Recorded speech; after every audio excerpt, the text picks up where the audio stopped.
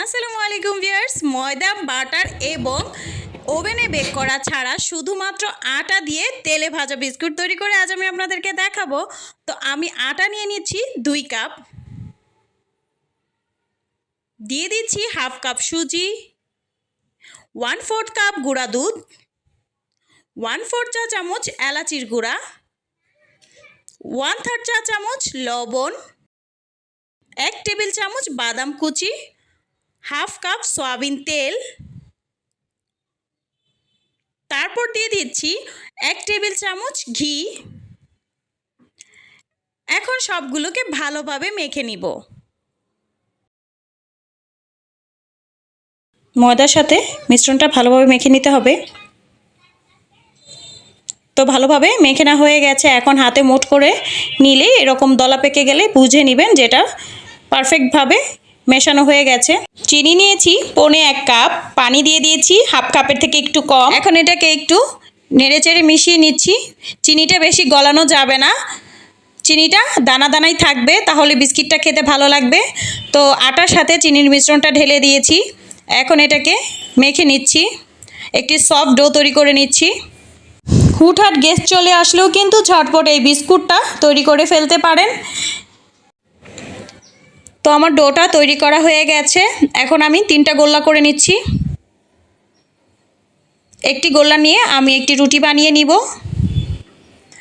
রুটিটা একদম বেশি পাতলাও করবেন না, আবার বেশি মোটাও রাখবেন না।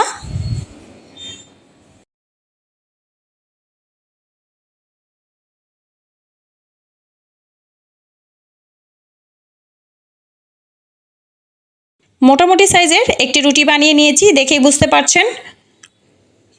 তো এখন আমি ছুরি দিয়ে চারপাশ থেকে অংশগুলো কেটে নিচ্ছি। আমি এগুলো ফেলে দিব না, এটা দিয়ে আমি আবারও রুটি বানিয়ে নিব। আপনারা চাইলে আপনাদের পছন্দ মতো যে কোনো শেপ দিয়ে কেটে নিতে পারেন।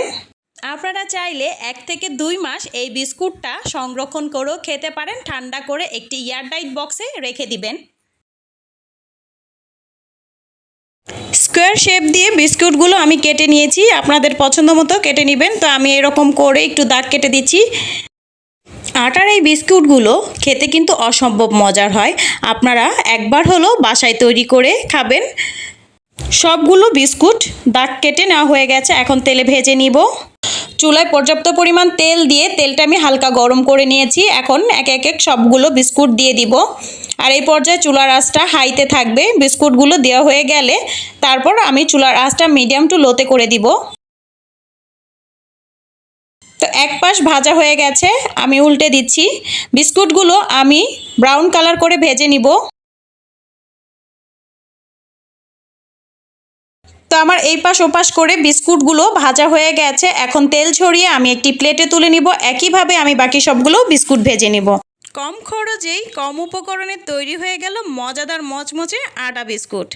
একটি হাতে নিয়ে আপনাদের দেখাচ্ছি কতটা পারফেক্ট হয়েছে, এবং সাউন্ড শুনে বুঝতে পারবেন কতটা ক্রিস্পি হয়েছে। গরম গরম চায়ের সাথে বাসায় বানানো এই আটা বিস্কুটটা খেতেও কিন্তু অসম্ভব মজার হয়েছে। আমার এই রেসিপিটি ভালো লেগে থাকলে অবশ্যই লাইক, কমেন্ট অ্যান্ড সাবস্ক্রাইব করবেন। তো ভালো থাকবেন সবাই, আল্লাহ হাফেজ।